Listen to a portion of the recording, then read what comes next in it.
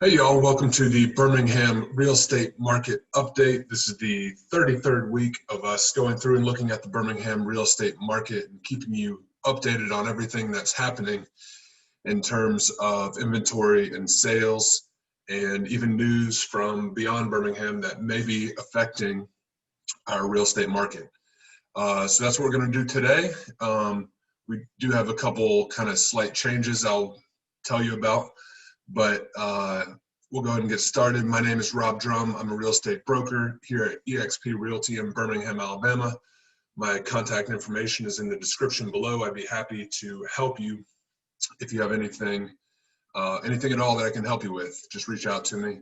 And I'd love it if you would subscribe to this channel. I've been doing this, again, 33 weeks, and I plan to continue doing it. So thank you to all of you who have subscribed.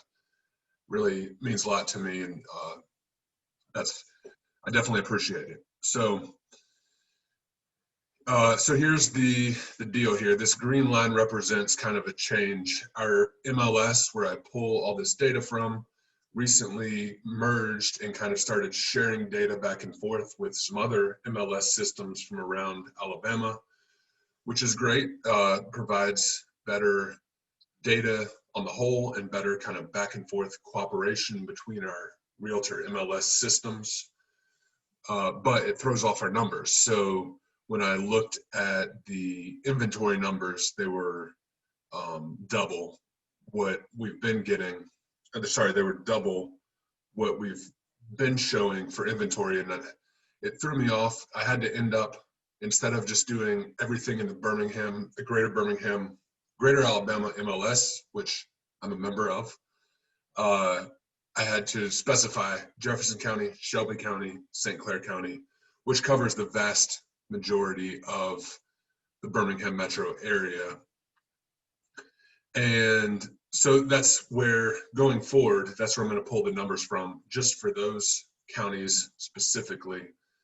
If you're a realtor and you've figured out how to search for the greater Alabama MLS listed properties, then I can go back to doing it the old way if you want to tell me how to do it. But until then, we're just going to look at it in terms of those three counties. So if you compare closings from last week, there were 274. That compares to the same week the previous year at 279. So right about in line. The number of active listings, we don't have any context for, so next week we will. And as we look at the next couple weeks, we can see trends begin to emerge. But really, as we were seeing for the last really 2 months, the active listings and contingent properties was starting to stabilize and starting to level off from kind of the decline in available inventory that we saw immediately following COVID shutdowns.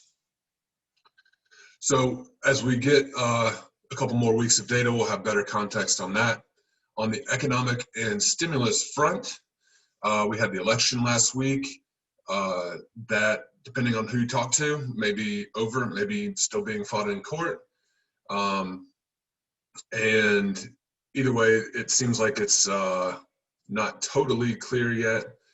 And definitely an interesting election as it's unfolded.